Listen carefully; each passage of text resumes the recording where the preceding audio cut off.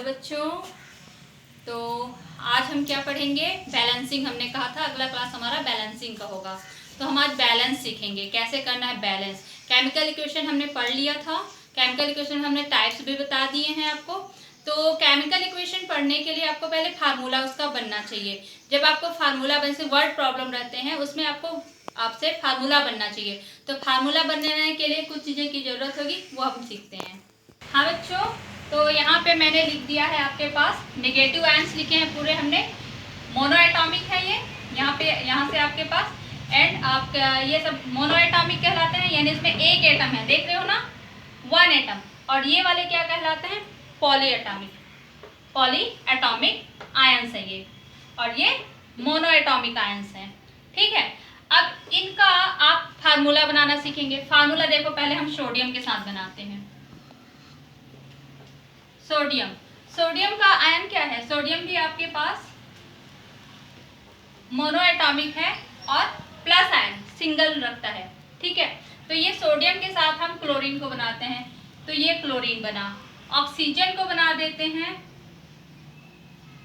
तो आपके पास क्या बनेगा? Sodium and oxygen. सोडियम का तो 1 है, तो अब इसको लिख देते हैं, और इसका ऑक्सीजन का कितना है देखिए 2, तो आपके पास हो गया 2। तो ये क्या होता है? क्रॉस में जाता है ऐसे। तो अब इसका फार्मूला क्या बनेगा? इसका फार्मूला बनेगा आपके पास NaO, ये 2 यहाँ लिखाएगा। 2 किसके पास आते हैं? Hydrogen sulphide.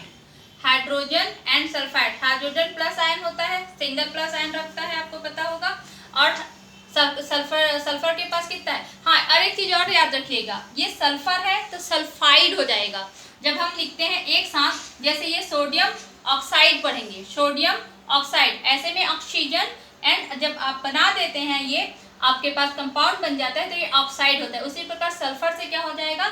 सल्फाइड। तो ये 2 है, तो आपके पास 2 कहाँ लगेगा? हाइड्रोजन के साथ, यानी H2S फार्मूला बना आपका। ये हम क्या सीख रहे हैं अभी? फार्मूला बनाना। यदि आपके पास लिखा है हाइड्रोजन सल्फाइड, तो आप हाइड्रोजन सल्फाइड ऐसे नहीं लिखेंगे, आप क्या लिखेंगे? H2S लिखेंगे। ठीक है बच्चों, अब देखो हम दिखाते हैं आपको। तो हम एक एक एग्जाम्पल लेते चलेंगे। Sodium hydroxide, sodium hydroxide, sodium आपके पास नाइट्रेट, सोडियम, ये नाइट्रेट है और ये नाइट्राइट है, याद रखिएगा। ये नाइट्रेट है, ये नाइट्राइट है, दोनों में सिंगल ही आयंस सिंगल आपके पास। और आपके पास कार्बोनेट में बनेगा क्या? Sodium carbonate. अब देखो यहाँ पे 2 लिखा है, इसका चार्ज कितना है? 2 नेगेटिव चार्ज, तो आपके पास यहाँ 2 लिखाएगा। ठीक है ना, समझ आ गया होगा। यानी यदि सिंगल है तो आपके पास क्रॉस मल्टीप्लिकेशन पे आपका। उसी प्रकार हम मैग्नीशियम का एग्जांपल लेते हैं। मैग्नीशियम के साथ यदि हाइड्रोक्साइड लगाएंगे हम, तो देखो मैग्नीशियम मैग्नीशियम में कितना होता है? बताओ, पॉजिटिव चार्ज क्या है ना ये, क्योंकि ये मेटल है, तो मेटल सभी मैंने बताया था आपको कि क्या होते हैं? पॉजिटिव चार्ज के होते हैं। तो पॉजिटिव चार्ज है, तो इसका पॉजिटिव चार्ज क्या है? 2 है, तो इसका देखो 2 है और इसका क्या है? 1 है, तो ये ब्रैकेट लगाना बिल्कुल इंपॉर्टेंट है, ये ब्रैकेट लगाना। ठीक है, पोलर एटॉमिक में यदि हम लगाते हैं तो उसको ब्रैकेट में करके लगाएंगे। यदि हम MgOH2 लिख देते हैं तो ये केवल इसका होगा, ये दोनों का नहीं होगा। लेकिन जब हम ऐसे करके ब्रैकेट लगा के चार्ज लिखते हैं तो ये दोनों के लिए होता है, यानी कि इसमें 2 हाइड्रोजन और 2 ऑक्सीजन है। और जब यदि ऐसे करते हैं तो मतलब 2 हाइड्रोजन है ओनली, तो इसलिए हम क्या लिखेंगे? ब्रैकेट में लिखेंगे फास्फेट का। तो मैग्नीशियम फास्फेट, मैग्नीशियम फास्फेट कैसे बनेगा? देखो अब इसका ये 2 है, इसका 3 है, तो इसका ये कहाँ चला जाएगा? क्रॉस में 3 यहाँ, और ये फिर से लग जाएगा ब्रैकेट, और ये होगा 2। यानी कि मैग्नीशियम फास्फेट का फार्मूला आपका क्या बनेगा? Mg3PO4 whole twice. ठीक है, तो ये हो गया क्या? मैग्नीशियम फास्फेट का फार्मूला। तो आपने फार्मूला देख लिया। उसी प्रकार यदि एल्युमिनियम का बनाते हैं, एल्युमिनियम के साथ फास्फेट का PO4, तो आपके पास क्या हो जाएगा? देखो इसका भी 3 है और इसका भी 3 है ना।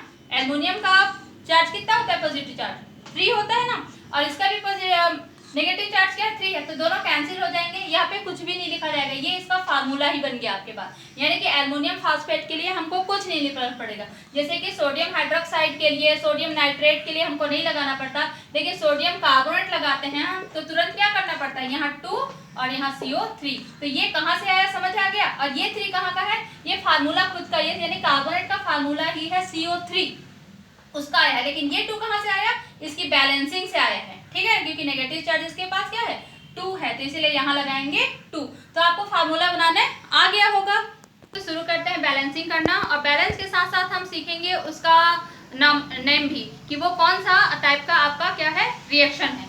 तो देखते हैं सबसे इजीएस्ट आपका O2। हाँ, और एक चीज और मैंने इसे पहले भी पढ़ा दिया है आपके पास कि ऑक्सीजन हमेशा किसमें मॉलिक्यूलर स्टेज में रहता है, तो मैग्नीशियम प्लस ऑक्सीजन आपका क्या बनेगा, मैग्नीशियम ऑक्साइड, मैग्नीशियम ऑक्साइड। तो देख रहे हो आपके पास मैग्नीशियम यहाँ 1 है, यहाँ भी 1 है, ऑक्सीजन कितना है यहाँ 2 और यहाँ कितना है 1। तो अब ये ध्यान रखना कि यहाँ इस तरफ से यानी पीछे से हमको अब कोई काम नहीं है किसी के, हमको अब सामने लिखना पड़ता है जो भी लिखना है। तो हम यहाँ पे 2 लिखेंगे, 2 कर दिया तो हमारा ऑक्सीजन तो बैलेंस हो गया। अब मैग्नीशियम क्या हो गया 2, तो यहाँ भी 2 कर देंगे, तो ये क्या हो गया आपका बैलेंस हो गया, ठीक है ना, केमिकल इक्वेशन। और ये किस टाइप का इक्वेशन हुआ आपके पास, कौन सा केमिकल इक्वेशन हुआ आपका, ये क्या हुआ कॉम्बिनेशन, यानी क्या हुआ जुड़ गया है, दोनों ऐड हो गए, तो ये कौन सा टाइप का हो गया कॉम्बिनेशन रिएक्शन का ये एग्जांपल है आपका।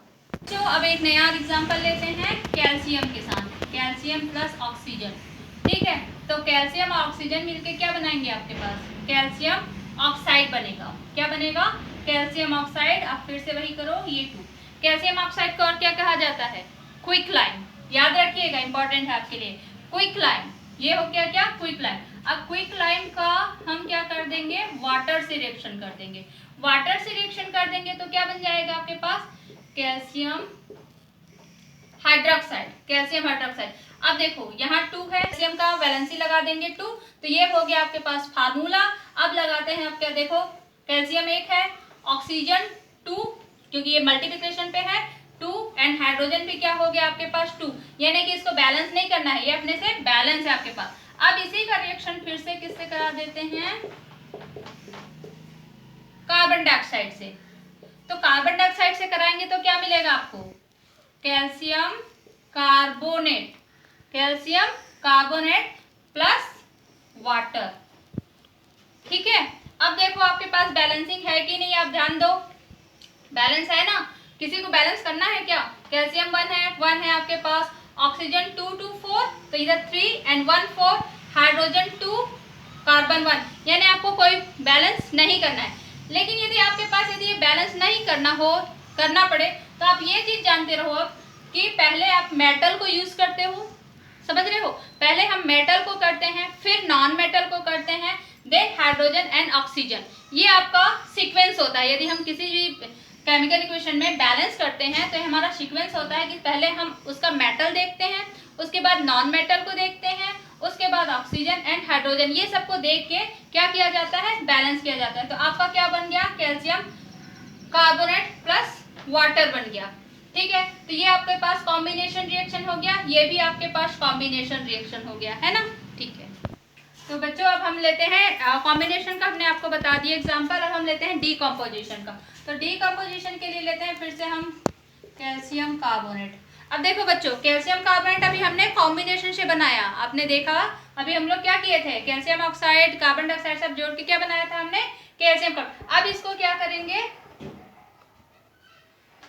देखो ये क्या बनेगा, calcium oxide plus carbon dioxide, break into calcium oxide and carbon dioxide, फिर से आपके पास क्या बन गया, क्विकलाइन आ गया एंड कार्बन डाइऑक्साइड गैस। अब पहला आपने यदि देखा होगा मेरा वीडियो, यदि नहीं देखा तो देख लोगे, तो ये देखो सब मैंने ये एरो के बारे में, इसके पूरे सिंबल्स के बारे में मैंने आपको बता दिया था।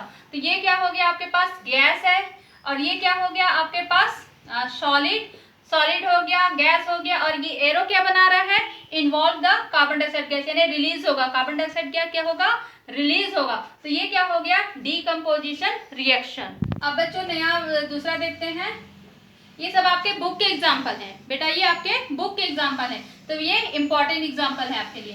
तो आपके पास क्या होता है FeSO4। क्या पढ़ते हैं?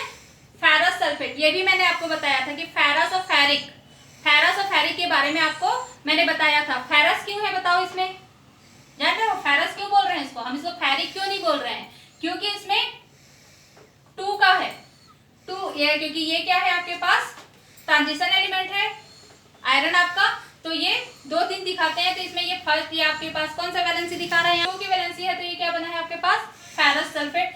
फेरस सल्फेट का, हाँ फेरस सल्फेट। और एक चीज और मैंने आपको बताया था, डिकम्पोजिशन में आपके पास 3 टाइप्स भी बताए थे आपको, तो ये थर्मल टाइप्स के हैं, ठीक है ना, ये थर्मल है क्योंकि हीट से हो रहा है ये। तो आपके पास क्या बनेगा Fe2O3 and Fe2O3 plus SO3 plus SO2, ठीक है। तो आपका क्या बना?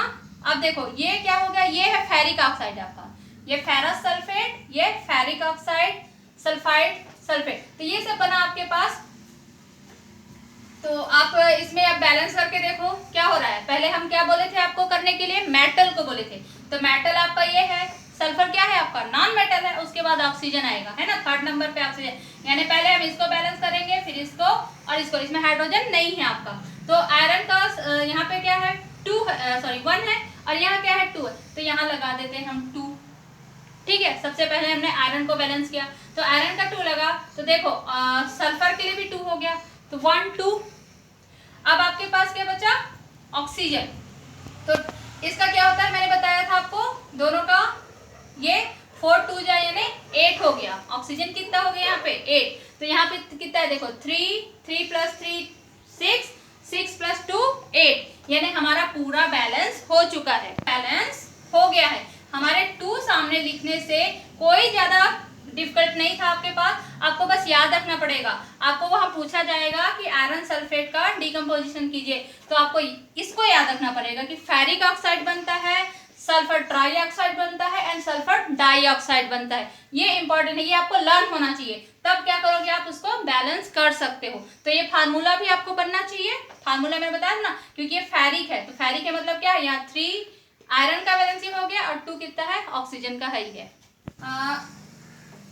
PbNO3 होल ट्वाइस, ये है आपका पास। नेक्स्ट एग्जांपल, तो क्या पढ़ेंगे इसको? Lead nitrate. क्या है ये? Lead nitrate. अब ये ब्रेक किस में होता है इसको भी मालूम होना चाहिए आपके पास। PbO यानी कि लेड ऑक्साइड एंड आपके पास NO2 और ऑक्सीजन, ये इसमें ब्रेक होगा। तो ये ब्रेक किस में होता है इसको आपको लर्न करना पड़ेगा, ये ऐसे नहीं हो सकता, आपको इसको लर्न करना पड़ेगा कि lead nitrate, lead oxide, nitrogen dioxide and oxygen में ब्रेक होता है। अब आपके पास क्या है देखो, अब यहां से हम इसको, लेड क्या है 1 है, 1 यहाँ भी है, नाइट्रोजन क्या है 1 है, यहाँ भी 1 है। अब आपके पास ऑक्सीजन, नाइट्रोजन यहाँ 2 है क्योंकि ये आपके पास होल ट्वाइस लिखा है ना, तो ये 2 है यहाँ पे। और आपका कितना है ये ऑक्सीजन, ऑक्सीजन 3 है और 3 2 जा 6 है, और यहाँ कितना है 2 और 1 3 है ओनली, और ये 4 हो। तो इधर हो गया आपके पास 5 ऑक्सीजन, यहाँ 6 ऑक्सीजन, लेड आपका बैलेंस है। तो हम अब करते हैं इसका बैलेंसिंग, यहाँ लिखते हैं 2, ठीक है। नाइट्रोजन को हमने बैलेंस कर दिया, अब हम किसको करेंगे? ऑक्सीजन को बैलेंस करेंगे। ऑक्सीजन की बैलेंसी बनाने के लिए हम यहाँ लिख देते हैं कितना 2 लिख देते हैं, और 2 करने से क्या बैलेंस हो रहा है? ये नहीं होना है ना, इसको बोलते हैं हीट एंड ट्रायल बैलेंस आपके पास। तो 2 रखने से हमारा बैलेंसी नहीं हो रहा है, यहाँ लिख देते हैं। जो 4 लिखने से क्या बैलेंस हो रहा है? अब ये तो 2 है, तो 2 यहाँ क्यों रखे हम 4, यहाँ 2 ही रहने देते हैं। अब 2 आपके पास, सबसे पहले हमने बोला था मेटल को देखने को, मेटल हमारा बैलेंस हो गया है ना। अब नाइट्रोजन के पास चले जाते हैं, नाइट्रोजन 2 था, 2 बैलेंस है। अब ऑक्सीजन के पास चले जाते हैं, 3 2 जा 8, 2 2 2 जा 4। हाँ बच्चों, तो अब देखो ये 2 है सामने में, ये 2 है, तो 2 2 जा क्या हुआ 4 हुआ, तो नाइट्रोजन कितने हुए 4, और उसी प्रकार ऑक्सीजन का भी बढ़ेगा। तो अब यहाँ पे क्या लगाएंगे? हीट एंड ट्रायल से आपके पास 4 लगाएंगे, ठीक है। तो नाइट्रोजन क्या हो गया 4, क्योंकि नाइट्रोजन यहाँ था 4, लेट को हमने पहले ही कर दिया था नाइट्रोजन। अब ऑक्सीजन को देख लेते हैं क्या है बैलेंस इसकी। तो नाइट्रोजन ऑक्सीजन, तो ये आपके पास सभी बैलेंस हो गए हैं, देख रहे हो आप करोगे तो आपको सब बैलेंस में मिल जाएगा। तो ये क्या डिकम्पोजिशन का थर्ड एग्जांपल है आपके पास, किसका, थर्मल रिएक्शन का, ठीक है। और ये तीनों इंपॉर्टेंट आपके पास केमिकल इक्वेशंस हैं। जो और नेक्स्ट है इसका जो सेकंड था क्या था, इलेक्ट्रोलाइसिस। इलेक्ट्रिकल से जो आपके पास डिकम्पोजिशन होता है, इसमें एक ही एग्जांपल आपकी बुक में दिया है, वही हम पढ़ेंगे। तो इसमें दिया है आपके पास H2O, तो आपके पास H2O में इलेक्ट्रिक करंट यदि पास करते हो आप तो क्या हो जाएगा H2 प्लस O2, H2, क्योंकि जब वो ब्रेक होता है हाइड्रोजन तो मॉलिक्यूलर स्टेज में लिखा जाता है, आपको पता ही होगा। तो ये हाइड्रोजन हो गया, ऑक्सीजन। अब इसको बैलेंस कर दो आप बेटा, तो ये हो गया 2, तो 2 हो जाएगा, तो यहाँ लिख देंगे 2, तो 2 2 4, तो यहाँ लिखते हैं 2, आपके पास बैलेंस हो गया है। तो ये किसका एग्जाम्पल हो गया, इलेक्ट्रिक करंट पास करने से वाट, यानी कि H2O किस में ब्रेक हो गया, हाइड्रोजन एंड ऑक्सीजन में। अब नेक्स्ट देखते हैं, नेक्स्ट एग्जाम्पल देखते हैं हम किसका, फोटोलाइसिस का। फोटोलाइसिस मतलब क्या था, फोटो मतलब पता है आपको क्या, सन की लाइट, यानी सनलाइट के प्रेजेंट में जो रिएक्शंस होते हैं उसको फोटोलाइसिस कहते हैं। तो आपका इसका एग्जांपल है आपके बुक में सिल्वर क्लोराइड। सिल्वर क्लोराइड किस में ब्रेक होगा आपके पास, सिल्वर प्लस क्लोराइड, और क्लोरीन फिर से आपके पास किस में होता है, मॉलिक्यूलर स्टेज में। आप फिर वही करोगे, यहाँ 2, आपका बैलेंस हो गया। एक एग्जांपल और भी दिया हुआ है जिसमें है सिल्वर ब्रोमाइड, दोनों वही है, सेम है, आप करके देख सकते हो। ब्रोमीन, यहाँ भी 2 लगा दो, ये 2, आपका बैलेंस हो गया। ये 3 एग्जांपल आपके हो गए किसके, डिकम्पोजिशन के। यानी कि आपके पास क्या क्या पढ़ लिया आपने, थर्मल पढ़ लिया, इलेक्ट्रिक करंट से होने वाला जो डिस्प्लेसमेंट रिएक्शन, इसके लिए इंपॉर्टेंट है आपके पास एक्टिविटी सीरीज कहेंगे, या आपके पास रिएक्टिविटी सीरीज। रिएक्टिविटी सीरीज कहो चाहे एक्टिविटी सीरीज कहो, उसको आपको लर्न करना पड़ेगा, उसको वेरी इंपॉर्टेंट है। आप लर्न करोगे तभी आप डिस्प्लेसमेंट में बता सकते हो, नहीं तो क्या होता है आप कंफ्यूज तो नहीं कहेंगे, लेकिन आप कभी कभी नहीं जान पाओगे कि कौन किसको डिस्प्लेस कर रहा है। क्योंकि रिएक्टिविटी सीरीज में आपके पास जैसे आपके पास आता है, तो ये आपका है रिएक्टिविटी सीरीज। तो देख रहे हो पोटेशियम सबसे ऊपर, ये याद रखना कि जो ऊपर के सबसे ऊपर का एलिमेंट है वो क्या करता है, अपने डाउनवर्ड यानी नीचे के एलिमेंट को क्या करता है, डिस्प्लेस करता है। यानी पोटेशियम इन एलिमेंट को क्या कर सकता है, डिस्प्लेस कर सकता है, लेकिन ये अपने से ऊपर वाले को डिस्प्लेस नहीं करते हैं, समझ गए ना। तो एक एग्जांपल देखते हैं, plus iron, copper sulphate plus iron. तो देख रहे हो आयरन कहाँ है, ऊपर है, और कॉपर कहाँ है आपका, नीचे है। तो आयरन क्या करेगा, कॉपर को डिस्प्लेस कर देगा और क्या बना देगा, iron sulphate plus copper, iron sulphate plus copper. समझ आ रहा है ना आपको। उसी प्रकार आयरन सल्फेट के साथ एल्युमिनियम का करते हैं, तो एल्युमिनियम क्या करेगा, एल्युमिनियम सल्फेट बना देगा और आयरन को डिस्प्लेस कर देगा। क्या किया आयरन ने, कॉपर को डिस्प्लेस किया। तो ये आपके पास डिस्प्लेसमेंट रिएक्शन हो गया, यानी कि ऊपर के जो होते हैं, अपवर्ड के जो आपके पास एलिमेंट है, वो डाउनवर्ड के जो है आपके पास एलिमेंट को क्या कर देंगे, डिस्प्लेस कर देते हैं। नेक्स्ट एग्जांपल लेते हैं, zinc sulphate plus copper, zinc sulphate plus copper, बताइए क्या बनेगा, जल्दी से बोल दिए ना, कॉपर सल्फेट बोल दिए ना। कॉपर सल्फेट नहीं बनेगा, क्यों नहीं बनेगा, क्योंकि देख रहे हो कॉपर नीचे है और आपका जिंक कहाँ है, तो इसमें ये रिएक्शन नहीं होगा, ये रिएक्शन होगा ही नहीं, ये रिएक्शन क्या है, पॉसिबल नहीं है। ठीक है, समझ आ रहा है ना जो बोल रही हूँ, ये रिएक्शन क्या है, पॉसिबल नहीं है, कॉपर जिंक को डिस्प्लेस नहीं कर सकता। नेक्स्ट देखेंगे क्या, डबल डिस्प्लेसमेंट का। ये हम बैलेंसिंग सीख रहे हैं, लेकिन साथ में क्या सीख रहे हैं, डबल, यानी कि उसके टाइप्स के साथ सीख रहे हैं, समझ रहे हो ना, कई टाइप्स के, क्योंकि आपके में दिए हुए हैं ना, डबल डिस्प्लेसमेंट दिया है, डिस्प्लेसमेंट रिएक्शन दिया है, और सब में क्या दिया है, केमिकल इक्वेशन दिए हैं। तो केमिकल इक्वेशन का बैलेंसिंग कैसे सीखेंगे आप, क्योंकि उसके साथ सीखते जाएंगे तो आपको ये भी पता चलते जाएगा कि वो किस टाइप का है। ठीक है, मैंने टाइप नहीं लिखा है, लेकिन ऊपर में जो लिखा है उसके नीचे जो भी हम कर रहे हैं रिएक्शन वो उसी के टाइप है, यानी हम जब पहले किया में वो सब पूरे डिस्प्लेसमेंट रिएक्शन के लिए एग्जांपल थे। अब हम देखेंगे क्या, डबल डिस्प्लेसमेंट। ठीक है, बेरियम क्लोराइड क्लोराइड एंड क्या ले लें example, barium chloride and sodium sulphate. ये सबसे सरल वाला है मेरे लिए, ये सबसे इजी है। देखो क्या होता है, ये सोडियम और तो ये बेरियम और ये क्या है आपका सोडियम, सॉरी मैंने 2 नहीं लिखा था एग्जांपल पे, तो ये देख लिया तो 2, तो आपके पास क्या हो जाएगा सोडियम प्लस बेरियम। तो बेरियम और सोडियम क्या करेंगे, एक दूसरे को डिस्प्लेस, इसीलिए इसको कहा जाता है डबल डिस्प्लेस।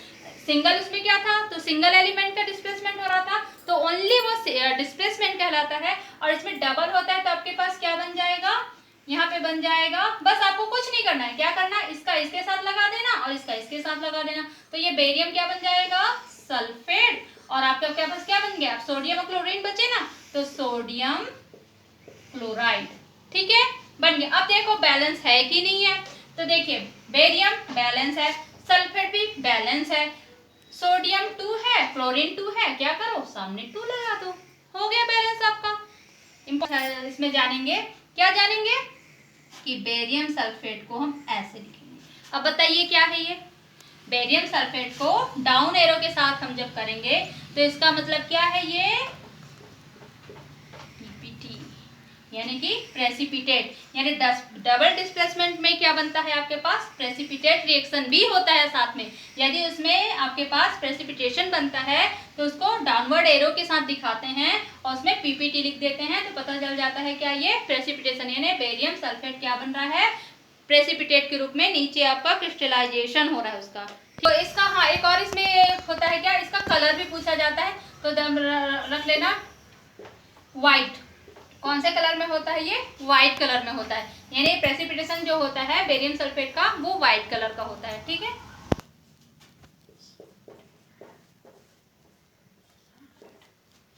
ये एक और एग्जांपल आपकी बुक में दिया हुआ है, लेड नाइट्रेट एंड प्लस आपके पास सोडियम सल्फेट। तो इसमें क्या बनेगा आपके पास, फिर वही है सिंपल सा, आपका क्या करोगे, लेड के साथ सल्फेट लगा दीजिए और सोडियम के साथ क्या करोगे, नाइट्रेट लगा दोगे। हाँ एक चीज ध्यान रखोगे, अब यहाँ होल ट्वाइस नहीं रहेगा क्योंकि इसकी वैलेंसी 2 है और इसकी वैलेंसी भी 1 है, इसकी वैलेंसी भी 1 है, तो दोनों, तो यहाँ देखो ये भी 2 था, ये 2 था, तो यहाँ लिख दो 2, तो आपका क्या हो गया, ये बैलेंस भी हो गया और आपका बन गया क्या, तो ये क्या पढ़ते हैं, lead nitrate plus sodium sulphate, तो आपके पास क्या बना, lead sulphate plus sodium nitrate बन गया। रिएक्शन देखते हैं, तो इसमें क्या क्या होता है, मैंने बताया था आपको ऑक्सीडेशन एंड रिडक्शन, ये दोनों रिएक्शन एक साथ होता है तो उसको क्या बोला जाता है, रेडॉक्स रिएक्शन। इसका एग्जांपल लेते हैं, जिंक ऑक्साइड प्लस कार्बन, तो आपका क्या बनेगा, जिंक प्लस कार्बन मोनोऑक्साइड। अब बच्चों इसमें क्या हो रहा है, ऑक्सीजन कहाँ जा रहा है, कार्बन के पास चला गया, जिंक से निकल गया, तो ऑक्सीडेशन हुआ और क्या हुआ, इसमें रिडक्शन हुआ। क्या क्या हुआ, ऑक्सीडेशन एंड रिडक्शन रिएक्शन हुआ। हाँ बेटा, तो इसमें क्या हो रहा है, देखो ये कर लेते हैं और आपके पास ये कर लेते हैं, तो जिंक का क्या हो गया, निकल गया ना ऑक्सीजन, तो क्या हो गया, रिडक्शन हो गया। और इसका क्या हुआ, कार्बन में ऑक्सीजन जुड़ गया तो ऑक्सी, तो ये क्या हुआ, जिंक में रिडक्शन रिएक्शन हुआ और कार्बन में क्या हुआ, ऑक्सीडेशन हुआ। लेकिन यदि और बोले तो ये क्या हो गया आपके पास, रिड्यूसिंग एजेंट कहेंगे। यदि एजेंट कहे तो उल्टा हो जाता है, याद रखिएगा, एजेंट कहे तो उल्टा हो जाता है, क्योंकि क्या किया इसने, रिड्यूस करने का काम किया ना, यानी ऑक्सीजन को हटाने का काम किया, तो ये क्या हो जाएगा, कार्बन आपका रिड्यूसिंग एजेंट होगा और ये क्या हो जाएगा, ऑक्सीडाइजिंग एजेंट कहलाएगा। ठीक है, एग्जांपल लेते हैं, hydrogen sulphide, sulphur dioxide, water and आपके पास सल्फर बना। तो आप देख रहे हो क्या, हाइड्रोजन में क्या हुआ, ऑक्सीजन जुड़ा, ऑक्सीजन जुड़ा है ना, तो क्या हुआ, इसका ऑक्सीडेशन हो गया। और किसका रिडक्शन हो रहा है, रिडक्शन हो रहा है ना, क्योंकि ऑक्सीजन निकल गया इसका, तो साफ साफ दिख रहा है आपको। ठीक है, तो एग्जाम्पल आपको समझ आ गया होगा। इस तरह से पांचों रिएक्शन हमने कर लिए हैं, 5 टाइप्स के रिएक्शन। बच्चों एक रिएक्शन और हम बढ़ा देते हैं आपको इसमें, हाइड्रोकार्बन सिंपल, यानी एल्केन्स का क्या सीखेंगे, कंबसन, क्योंकि ये इंपॉर्टेंट है। पहले हम ये जान लेते हैं कि एल्केन का फार्मूला क्या होता है। एल्केन के लिए फार्मूला होता है CnH2n+2। बोल रहे हो कि ये क्या है, इसको बता देती हूँ। ये देखो 1 लगाते हैं यहाँ, ये n क्या है, नंबर्स है, नंबर्स हैं ये। n क्या है आपका, नंबर है। देखो 1, n की जगह यदि 1 रखते हैं, n = 1, तो क्या होगा, कार्बन हाइड्रोजन में क्या हो जाएगा, 2 1 जा 2 और 2 क्या हो जाएगा 4। ये बन गया आपका फार्मूला। ये किसका फार्मूला है, पता होगा आपको, मेथेन का। किसका फार्मूला है, मेथेन का। इसके साथ लगाते हैं ऑक्सीजन और इसका करते हैं कंबसन, तो क्या बनता है, CO2 और प्लस H2O। ठीक है, इसके लिए भी फार्मूला मैं आपको बताती हूँ। हाँ बच्चों, तो ये हो गया फार्मूला। चाहे तो हम इसको एक साथ लिख सकते हैं क्या, CnH2n+2 एंड आपके पास हो जाएगा plus 3n+1/2 oxygen and carbon dioxide plus n+1 water. अब इसको फार्मूला में कन्वर्ट करते हैं।